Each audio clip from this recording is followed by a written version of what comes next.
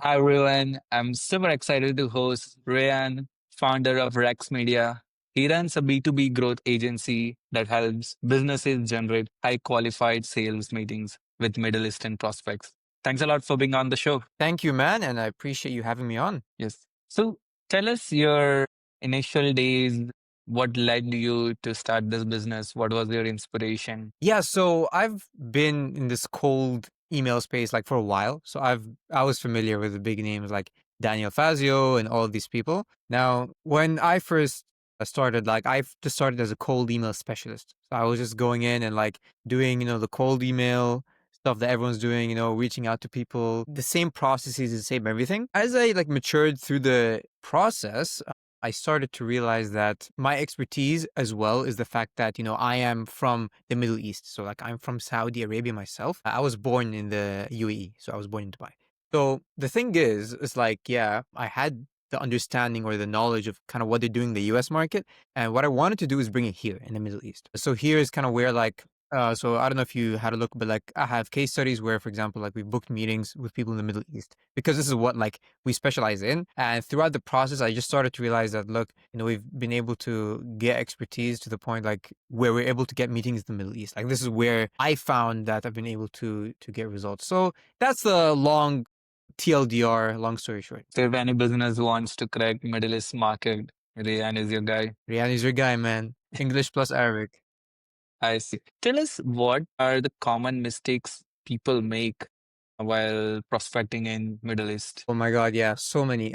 The first is like just the blatant thing of just going to Apollo and like just, using the actual Apollo tool itself to reach out to people and find the leads. And there's so many mistakes that they're doing. I actually made a LinkedIn post about this like this week about this whole idea that people treat cold email like a marketing channel. They don't treat it like a system. Like they treat it as like a tool. They see it as like email plus LinkedIn plus Dream 100 plus, this cool outreach system. But they don't actually see it as a separate entity on its own, which is why they don't get success. What people like, what they will tell me is like, oh, we sent, 100 emails, we sent 200, 300 emails, we got no responses. Now that in of itself is a problem. You already have an issue at the top of the funnel, which is the email sent. The other issue is also deliverability. When you're just using one email address and you're reaching out to these people in the same platform, you're just reaching out to them on Apollo, your likelihood of getting a response is very, very low because you're not even following the best practice of having multiple email accounts and reaching out to these people. So it's just this whole idea of not treating it like a system. The whole post I made, the whole idea is kind of like, McDonald's or like any, big, anything which is systemized like Toyota, any of these companies, they have a systemized process to getting from inputs to outputs. The problem is in the Middle East markets, people completely mess up the inputs. They don't get proper Yes. outputs. Then they blame cold email for the reason why they're not able to get results. But in reality, if everything is executed properly, if you have an actual system in place and you have a very good offer, you can make it work. I see. And if you were to start your agency again, what would you do differently? What are the mistakes you learned the hard way? Some expensive mistakes in case. Oh my God, yeah.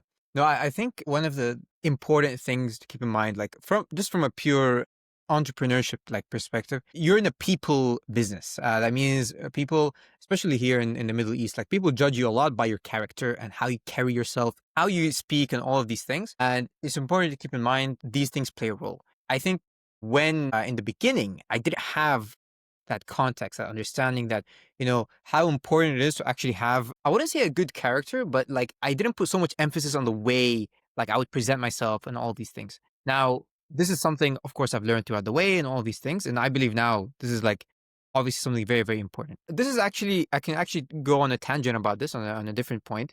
This is, I believe, the difference between the US market and the Middle East market. The US market has a greater emphasis on transactional. They're more transactional. They're more like, okay, I buy offers. I don't really care who you are as long as what's in front of me good, and I'm willing to take a bet on it. And you seem like a good guy. I'll just spend the money. A Middle East is more different. It's more relationship driven, and they care a lot about the person they're speaking to. So, for example, like if the person they're speaking to is an Emirati and the person selling is an Emirati, there's that automatic connection. So this automatically actually helps with the sales process without you knowing. Without you knowing, you're literally just saying things, and there's just higher likelihood of trust because you're the same nationality. Same goes if you're from Saudi speaking to a Saudi, you're from Qatar speaking to a Qatar. Like it's that automatic connection. Yes, in America there is this idea to an extent, but there people buy offers. People like care more about what they see in front of them. So this is what I noticed, and this is one of the things that I learned like recently. Even there's a lot of other things, but I'll just keep it at that. Amazing. Let's say if a business wants to dominate Middle East market, email is one channel. There is like conferences like Big Five, where one can build relationship or hire a salesperson that can do cold calling. So what would be your suggestive playbook that, okay, here's how we can dominate more clients in Middle East? Yeah. So with the Middle East, you are naturally playing with a smaller market, which means the use of multiple touch points becomes even that more important. So in the US, yes, you can get away with hitting up a list of SaaS companies, hitting up a list of marketing agencies. The TAM is very big. There's a lot of money in the US historically. There's been a lot of money there. With the Middle East, things are still like fresh, you can say. We have this thing where we want to improve our economy. We can consider it like a smaller market in terms of number of businesses versus the US, which means you need to hit them up in multiple touch points. Cold calling becomes important, LinkedIn becomes important, email becomes important, segmented campaigns. So segmenting campaigns, even that is like you can say something that is even more important here versus the US. Because the US, you have the luxury of TAM, you have the luxury of a big market. And I would say in the GC, it's less. So for a business owner listening to this who's kind of curious to test out the Middle East market, what type of clients are a good fit for your service and what are not? Yes, so this is a good question. The thing that people need to keep in mind, cold email, all these marketing channels are marketing channels. It's actually in the name, channel. So in order to for something to be channeled in properly, you need to have a good offer. This is what people miss. So what people will do is they will like try this cold email thing. Oh, it didn't work. And then what they will do is they will speak to agencies and they will hope an agency will save their business when no agency wants to take that risk anyways. Because it's like, okay, you're like, for me to deliver on my end, I need to make sure that your offer is a solid, sound offer that we can actually deliver traffic towards. Otherwise, it's not going to work. Now, I'll be honest with you, there are situations where we can definitely help you and suggest ideas. I suggest ideas where we can change your offer to make it ready for cold traffic. We have done that for one client. We actually worked with Lime.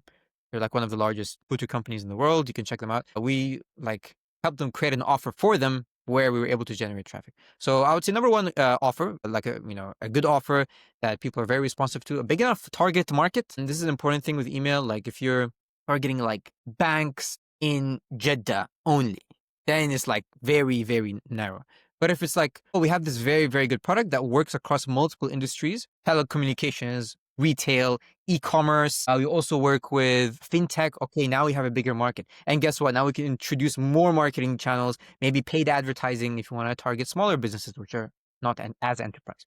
All of these things play a role. All of these things play a role in generating results via email. So I would say big enough target market and a good offer. And you're selling B2B. Yeah. So can you share in terms of B2B segment with great offer, your support and getting traffic?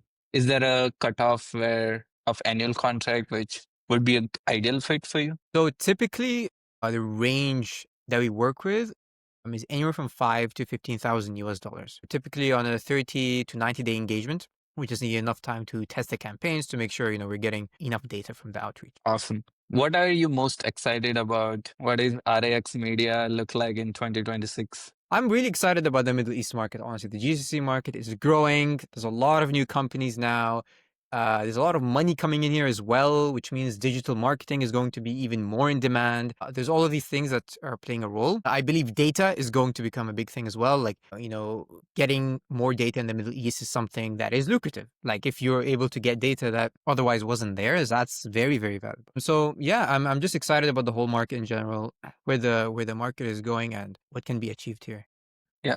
Who are the cold email experts you look up to? There's a bunch of people that I listen to and kind of like see what they're doing in different markets. I mean, you have obviously Eric Nowzlowski. You have the amazing guy Matt Lucero, great guy to speak to, by the way. Matt Lucero has a lot of great content on cold email. Nick Abraham, just a bunch of the cold email guys. So for me, I like to take a bit from everyone and kind of like give it the Middle East spin. You know what I mean? And Uh, just find something that works in this market. Because the thing is, no two businesses are identical. No two businesses are truly identical. There's always differences. Like you can have two cold email agencies, but there is some sort of difference there in the way they operate the business. Maybe it's the market they're targeting. Maybe it's the price point. Maybe it's the performance model. There's always those differences there. Yeah. I see. Let's do a rapid fire to Let's do wrap it. up there. So, your favorite restaurant? Favorite restaurant? Oh my god, man. I don't have a favorite restaurant because I love Malaysian food. I love Indian food. I love. It's a You're rapid putting me fire. on You have the to pick spot here. one. You know what? I'm gonna just say anything. I'm gonna just say Din Tai Fung. Okay. Do you know Din Tai Fung? Uh, Okay. right. Your favorite movie? Movie. I don't have a favorite movie, but there's so many good ones. I'll be honest. The recent Formula One movie was really good, so I'm gonna just say Formula One. A city which is in your travel bucket list? I feel like I should visit Switzerland one day. Seems like a nice country. What would And also, oh sorry, and also Malaysia. I actually want to visit Malaysia. I have a family member that visited Malaysia and they said really good things about it, and I actually want to visit. I see? An advice you would give to your 18-year-old self? Speed is not always king. Yeah. Speed is not always king. Because like there are times where you have to be more patient than moving quickly. Like moving quickly is important, urgency is important, but there are times when things take longer than usual, like an outreach campaign or whatever that may be, and that just takes more time. So like I would just say balance, for example, between patience and speed. Anything which we didn't cover in this interview and you would like to end on a closing note? On the point about cold email, truly, the success of cold email, a big part of it comes to the offer. This is why, if, for example, you have a very lucrative startup and you're looking for private equity companies, for example, or for people to invest in your business, those kind of offers work very well via cold email because it's insanely good offer. You're mentioning like, okay, this is how much we've grown year on year. Like on the other hand, even if you're a private equity company or you're an investment office and you're looking to buy up businesses, that gets a very high response rate. If you are, for example, if you help podcasts get more sponsors, that's naturally going to get more responses. So all of these things about like offers plays a very, very big role. So I would focus on, before blaming the agency, see if you can point the finger towards yourself first, because that happens. Now, I'm not saying that, we're perfect and all these things. All I'm saying is that every business has flaws. You just need to see, okay, maybe there's something in my business that is causing this delay in generating results. So cold email is not always the problem, is the whole point. TLDR. That's a great note to end. Thanks a lot, Rayyan, for the amazing talk and good luck Thank you, for the man. next stage of growth for your business. Likewise, man. It was great talking to you. Have a fantastic day.